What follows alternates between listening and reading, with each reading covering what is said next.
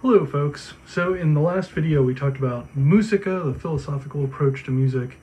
And as interesting as all that was, didn't help the actual monks who needed to kind of understand the chant that they were singing. And so we're going to get our hands dirty and start dealing with some actual music. Some of this is from chapter 3. If you've started reading it already, you might be familiar with this, and this can help you understand it.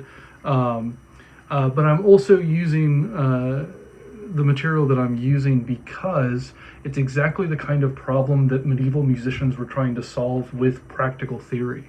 So, how to use what they knew of the theory of the ancient Greeks to classify and organize the body of existing repertoire from the oral tradition that they could now notate and study. I'd mentioned on Tuesday that the biggest part of the chant repertoire were psalms, those poems from the Bible, and we're gonna use a psalm because the way they sang psalms in the Middle Ages involved making two separate pieces of music fit together. So those two separate pieces are the psalm, which you would sing every week at a service, and you would sing psalms to a psalm tone. So what you're looking at now are the psalm tones. There's 9 really, 8 plus a sort of bonus one, and we're going to get into it in a minute. But I can just show you, second tone, third tone, all the way down, and there's all this stuff in here. So let's talk about how this works.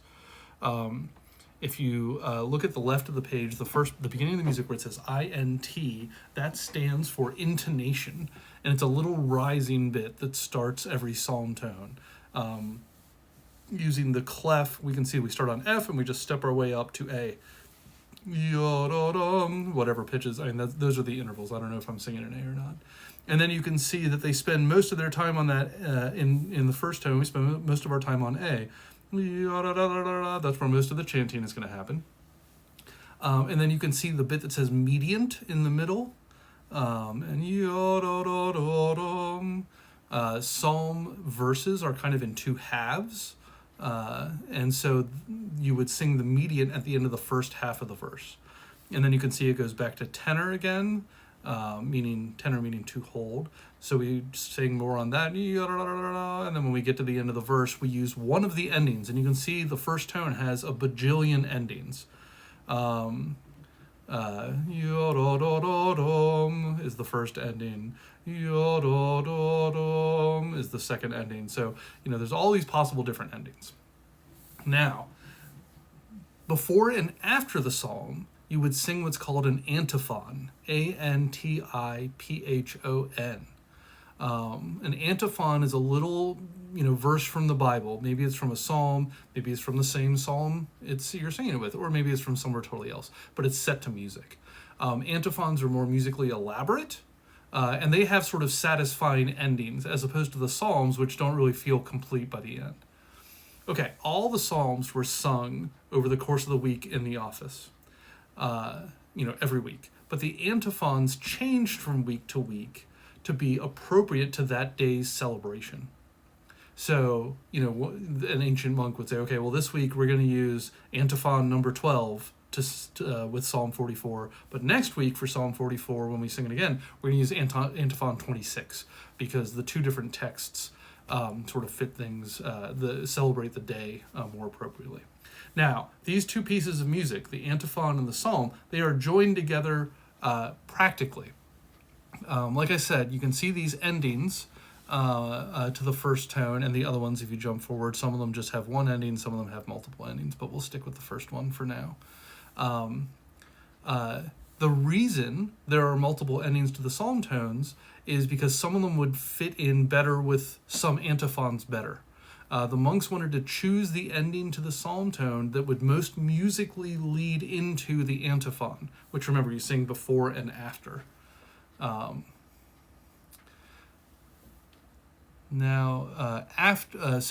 you had sung the last verse of the psalm for the day, you would also sing a formula called the Lesser Doxology, Doxology, Lesser Doxology.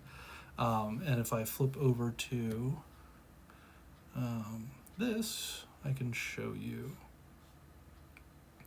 So what you're looking at right now is the text of the psalm, all the different verses, right? So we get 8 verses, if you look down, you can see at verse 8, after it says Psalm 109. And then where it says 1 minute 49 seconds, and it's the 9th and 10th verse where it says Gloria Patri et Filio et Spiritui Sancto, that's the lesser doxology. It's a little formula that you sing after the end of every single psalm. Now, you can see something funny in there if you look at the last line where it says et in seculora seculorum amen. So those last words, seculorum amen, were abbreviated based on their vowels. So basically E, U, O, U, A, E. If you look at the vowels, ignore the A in seculorum. E, U, O, U, A, E.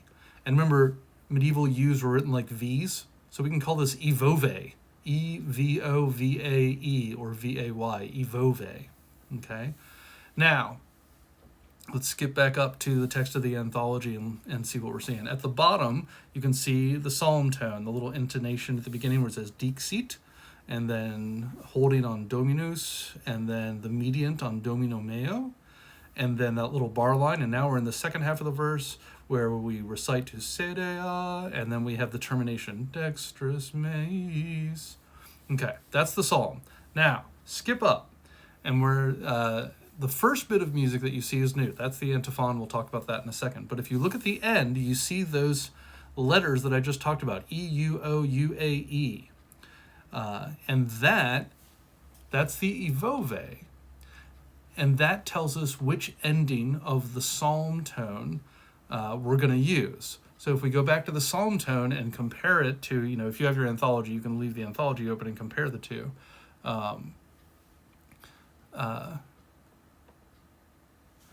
But it's basically the first ending. And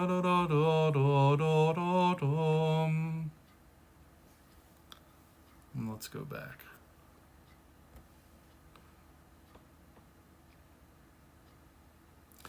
That O-U-A-E, that tells us how we're going to end it. And so then, now we know how to string the whole thing together. When this would be performed, they'd sing the antiphon first, the Tecum Principium, which you can see is more elaborate. Then when they get to the end of the antiphon, where it says Ferum Genuite, they would go over, or they'd go to the bottom, sing the psalm to the psalm tone that's at the bottom of the text. At the end of the psalm, they'd sing the lesser doxology, the seculorum amen. They would sing to the notes of the Evove. And when they finished that, they would go back to Tecum Principium and repeat the antiphon all together. So you can see how these two pieces of music are kind of joined together practically.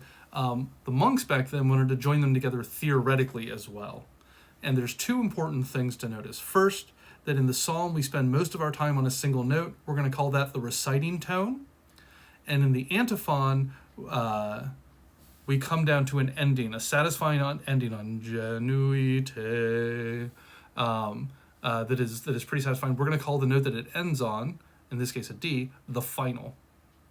Okay, so now that we've got those established, I'm going to end this video. We'll start the next one and talk about